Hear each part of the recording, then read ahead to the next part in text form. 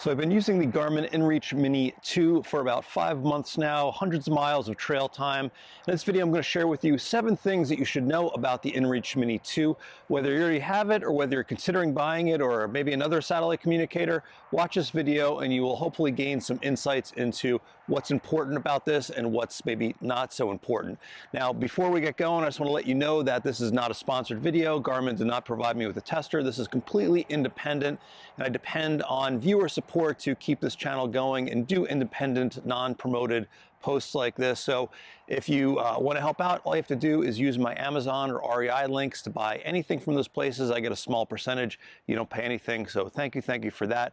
And if you're liking the video, you can also just click that little thumbs up button and it does the trick too. All right guys, let's dive in. First off, this is an incremental change to the inReach family. It's basically got some new chipsets, new processor behind it. The case is exactly the same as the original Mini, or the Mini 1 as people have been calling it. The battery's a little bit longer and the screen's a little bit bigger, and it also has a USB-C connector on the outside, which is easier to plug in. But otherwise, this is pretty much the same experience as you're going to have on the original Mini and all the way back to the DeLormes in terms of messaging and everything. It's in the functionality of the navigation where it's a little bit different, the UI is a little bit different, but otherwise it's pretty much the same inReach experience. So having said that, if you have an inReach already and it's working fine for you, you don't need to upgrade to this. If you're in the market for a new inReach or a new satellite communicator, this might be a great option for you. I'll talk more about the recommendations at the end of the video, but just know that this is not a groundbreaking, earth-shattering new version of the inReach Mini. It's just an incremental change to what was out there before. Second, the battery life on this is highly variable. Now, the new processor is designed to optimize the battery life, and it does that. It's great. You get more battery life than the original Mini, basically the same size battery in here, same form factor, all of that stuff. If you go to the Garmin website or the manual for this, there's a little chart, and Garmin tells you how much battery life you can expect. It's a little confusing because they say days. What does a day mean? Do you turn it off at night? I've confirmed that a day in Garmin speak is 24 hours, and what they're advertising is roughly what I'm getting. In my open skies test, where I have 10-minute location sharing, 10-minute intervals for location sharing, I'm sending about 5 or 6 messages a day, maybe a weather report. I'm getting about 200 hours of battery time, which is really impressive. 200 hours of use is great for something this small, so that's cool. The problem is when I use this in heavy tree canopy. I used it up in Oregon in some heavily wooded areas, and in that case the battery life with the same settings went down to about 30 hours. So that's a big difference between 30 and 200. So why is it doing this? Well, the most intensive battery operation on this thing is trying to get a satellite signal with the Iridium satellite network to send a message. And if it doesn't do it right away, it will keep trying to establish a connection with the Iridium satellites until it doesn't. Now, the Iridium satellites there's 100% coverage on Earth, and there's some kind of interval. A satellite will be over your head within 15 minutes or something. So there always should be a satellite. The problem comes in getting through a dense or heavy tree canopy.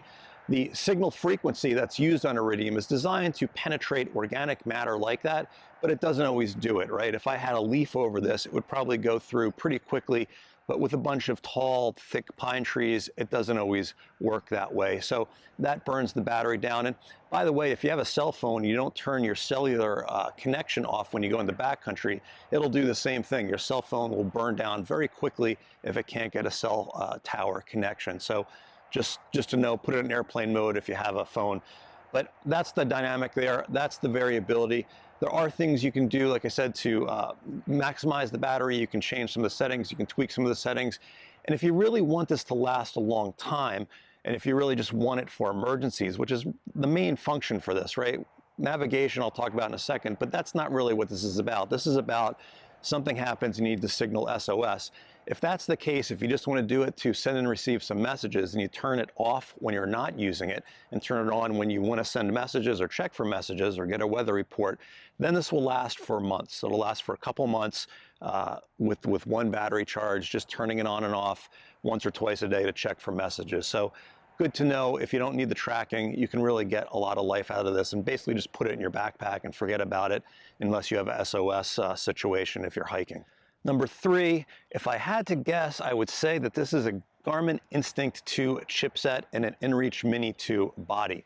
Now, what that really means is there's a different processor. The processor is very zippy. It's real easy to use and go through.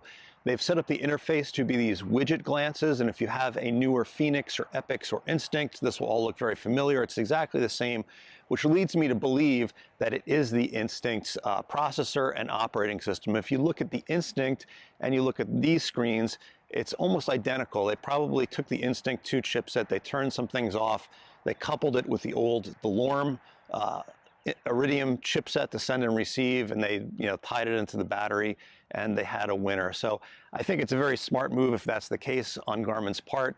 You get some economies of scale, and it's easy to sort of imagine the possibility of an inReach Mini 3 that maybe has a Phoenix 7 chipset or a Phoenix 8 chipset and has maps on board and is also optimized for battery life and all of that good stuff. So it looks a lot like an Instinct. It might be an Instinct, but either way, the interface and the new setup and the processor all work really well on this guy. Fourth, the messaging is a little bit quicker. Now, I know I said before that the messaging experience is exactly the same. It's a little bit quicker, and it's not in the messaging itself. Now, this unit is multi-GNSS, so instead of just GPS, it also gets Galileo, Beidou, and QZSS. That means that instead of just 30 satellites in the sky, there are now over 100 satellites in the sky to get your position fix. Why is that important, and how does that make messaging faster, which has a totally different and discrete system?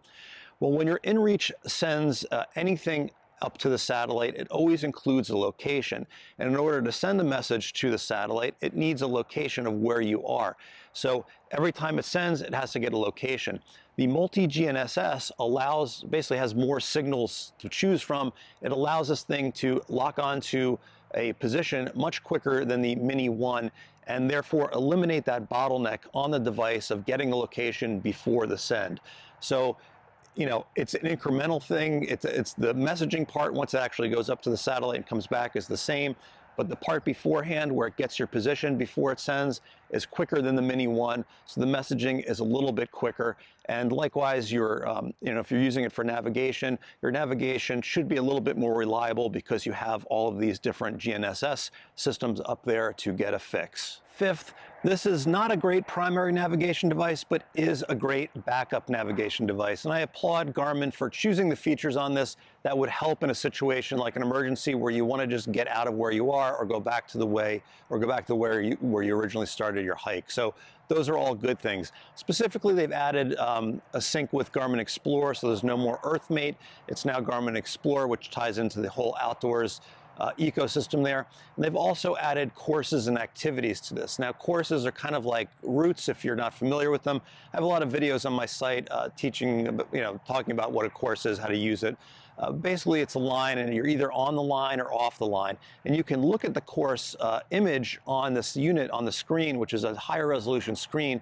You can also see waypoints on there. So that's all very helpful when you're trying to determine some spatial awareness of where you are in relation to where you anticipated you were going to be based on the course. And, that's a very powerful thing, whether you're on that line or not on that line. I don't have maps on here, but I know, am I where I thought I'm going to be, or am I somewhere off this line and I'm totally different? You also have course alerts, so you will get a little alert if you're off the line, or alert if you're back on the line. So that's all great, and again, that works exactly the way it works on a wearable like an Instinct 2, an Epix, or a Phoenix 7, or the older Phoenixes as well. So that's all great with the courses. The Garmin Explorer app is okay. You can download offline maps. I'm not going to get into the Explorer app in detail here. It's better than it was, but it doesn't hold the torch to an app like Gaia GPS, let's say, for your phone. Just so you know, courses, you have to preload them in order for it to work. It also does waypoints, and you can navigate to a waypoint on the fly with this as well, just like the original inReach did. Now, or inReach Mini. Now, one of the new things that the inReach Mini original doesn't do is this automatic trackback feature. The Mini 1 had trackback, but you had to enable a track. With the Mini 2, as long as you have the device on, it will record basically 10-minute intervals internally of where you are. Those aren't being sent to the satellite, recording those internally. And if you're just wandering and hiking around or hunting or whatever it might be, and you want to go back to the start, you can just invoke this track back function. As long as the unit is on, it is tracking where you are. If you turn it off, it doesn't work. But if it's on, you can do track back, and it'll basically bring you on this breadcrumb trail back to where you started. So that's a very handy feature, and again, something focused on getting you out of trouble. Now, there's a couple other features. I'm not going to go into detail there, but that's what you really need to know. That's where the differences are. This has the courses, the on and off alerts, and it has the automatic track back. And I think, you know, if you're an ultra runner or you don't want to carry a lot of weight, if you have a wearable that has maps and navigation capabilities on there, like on-the-fly routing, and a backup like this, and you load the course on both of these things, I mean, this is a very, very powerful navigation package here in the size of a watch and a little, whatever this is, Zippo lighter sized thing. So overall, the backup capabilities are great, but I don't use this when I'm going out and just navigating my normal hike. 6, and this kind of ties in with what I was just talking about, there's 2 types of tracks on this. Number 1, the unit will, as long as it's on, the unit will track internally. It will get GPS fixes every 10 minutes by default, and it'll remember where you are, creating that breadcrumb trail. Now, you can make this a higher fidelity track. That's in the settings. It does burn more battery if you do that, and the breadcrumb's a little more useful. I'd just say a 10-minute breadcrumb trail isn't super useful, right? If I'm doing a hike and there's like a big U-shaped turn, in 10 minutes, I might go from one side of the U to the other side, and I get those 2 track points. And if I'm just following those track points, it would have me going through the middle of that U, which is not really helpful, but better than nothing. But that's all internal. Those tracks, if you're recording your track, are saved as activities internally, and you can sync those back to Garmin Explore and look at your activity just like you can on a GPS Map 66 series or even one of the wearables. So that's the internal tracking. That is free. That doesn't cost anything. You can do that even without a subscription on here. You can track internally on a Mini 2. The other tracking is called location sharing, and that's when you're taking your points and you're tracking points internally, sending them up to the Iridium network and sharing them on your map share page, or sharing them in a link with other people so they can go and click on it and look and see where you are. That type of tracking has to go through the Iridium satellite network. That does require a subscription. Some subscriptions it's included, unlimited tracking is included, others it's not. So make sure you're paying for it, or you're not paying for every point that you send there. But that's a different type of tracking, and that's the sort of external tracking. So 2 types of tracking on here. There's location sharing, which goes to the satellite and your map share page, and there's the internal tracking, which is saved as an activity and a breadcrumb trail of where you are. Last point, number 7, is this the inReach for you? Is this the best inReach to get, even though it's the newest inReach? The answer is maybe no. Now, if you already have an inReach, like I mentioned before, should you upgrade to this? You don't need to. It's not going to offer that much of an improvement to pay the $450 for this. If you just want the latest and greatest, sell your old Mini on eBay and, you know, offset the cost of this, but you don't need to upgrade if you're happy with your inReach now. If you want more robust navigation features on here, get a GPS Map 66i, which incorporates multi-GNSS, not all the signals that this has, but also has very, very powerful navigation features on it. That's a great all-in-one unit that I used all the time before I started using this. Now I have a couple other tools that I use, but 66i if you want an all-in-one shop for inReach and navigation. If you want a tracker, a satellite communicator that's really good with messaging and that's more economical, get the ZOLEO. The ZOLEO is, I think, less than half the cost of this.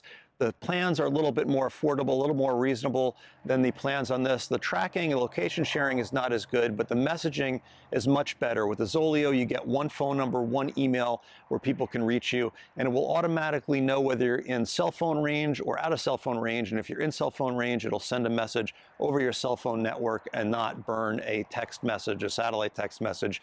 Much better interface, especially if you're like a through hiker and you're going in and out of, or overlander, right? If you're going in and out of cell phone range all the time and you don't want to have to manually know, like, do I have a signal or do not have a signal? Do I do satellite or not satellite? ZOLEO just does it for you. It's cheaper and the plans are better. and it'll probably be a good fit for a lot of people. Even if you're considering this, I would check that out. I have a review for that and the 66i on my website as well. Now, if you're in the market for a new satellite communicator, I would say either get this or the ZOLEO. If you want the better tracking, if you have a Garmin unit already and you want it to integrate to the Garmin world with Garmin Explore and courses and all of that, this is a great buy. This is a very powerful unit. This is sort of the best of where inReach is now. And I think, you know, it's a good buy and a good choice for most people who want something really small that'll get them out of a bind when they need to, and also integrates with everything else here. So if you're in the market for a new one, consider this or the ZOLEO. And if you are considering a new one and you want to buy the Mini 2 and you've seen that the Mini 1 is $50 less, I would definitely spend the $50 more to get the Mini 2. I think it's, for the features you get over the original one, it's definitely worth that little price offset of 50 bucks or so. Anyway, that was a lot, guys. If you have any questions or you had experiences yourself with the Mini 2 that you'd like to share, just leave me a comment on YouTube. And again, if you like the video, if you give me a thumbs up, I'd appreciate that. All right, guys, I'm going to go hit the trail, and I'll see you later.